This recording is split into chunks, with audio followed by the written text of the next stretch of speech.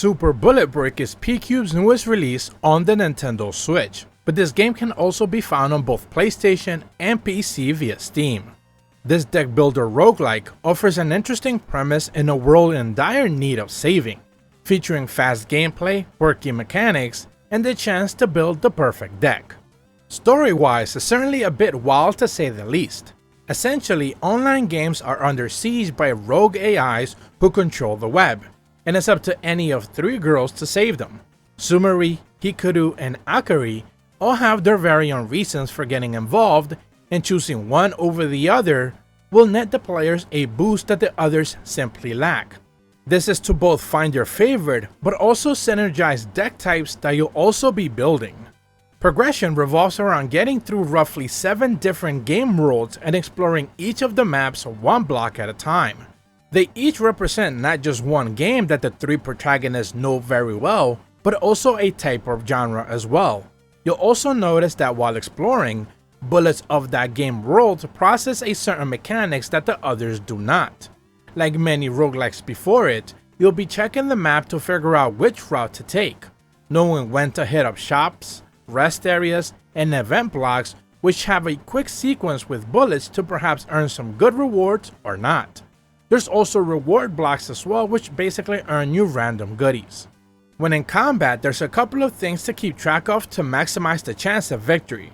On the top, you have a turn gauge telling you when you and the enemy will also be taking turns, since every bullet you use has a cost attached to it that you'll clearly see previewed there instantly.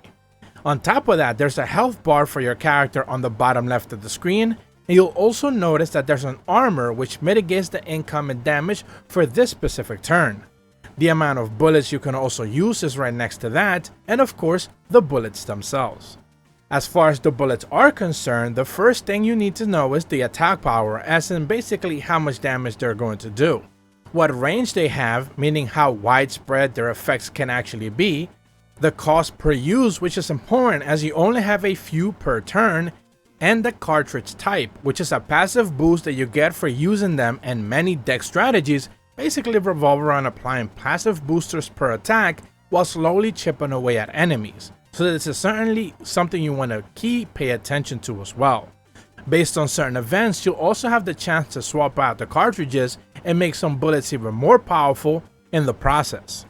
Before the start of every run, you can gain an extra set of bullets by using the support feature or scouting tickets that are gained during event blocks. When in shops, you can also buy heals and spend the aforementioned tickets and plenty of other enemies debuffing items that will help you in a tight situation. All of these can be purchased with the in-game currency called Giga. This game probably boasts gacha without the actual microtransactions, which is certainly a bold approach for sure, but it's also accurate. Everything is earned with in-game Giga, but it's also true that there's a certain set of aspects that are fully randomized, which in certain occasions might not net you the best results. There's about 150 or so bullets in total, and to collect all of them across every single map. You'll see them clearly displayed and which ones you're missing, and basically are all based on rarity types, so it's not hard to know where you have to hunt to collect all of them.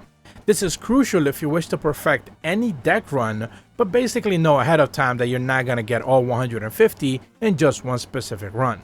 I spent all of my time playing this on the Nintendo Switch Lite, which is why I thank PQube for providing the gameplay you're seeing today.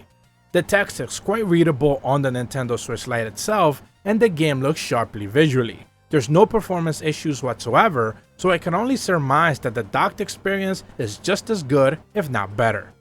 Super Bullet Break is a game that knows what audience is catering to, and it nails the deck building aspects of it. There's a really good pace to every encounter, and it never feels too punishing until it needs to be at the back end of a run. Something that other games in this genre have lately begun to kind of just completely butcher altogether.